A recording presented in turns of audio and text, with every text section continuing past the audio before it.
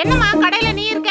என்னக்கா புதுசா கேக்குற மாதிரி கேக்குறீங்க? எப்போ நான் தானே கடையில இருப்பேன். எப்பவுமே இருக்கலாம், ஆனா இப்ப இருக்க கூடாது. அதுவும் இந்த மாசம் இருக்கவே கூடாது. இந்த மாசம் என்ன மாசம்?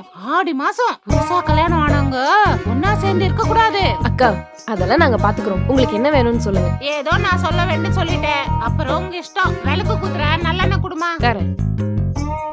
இந்தாங்க 60 ரூபா. என்னம்மா இந்தாங்க. வரேன்.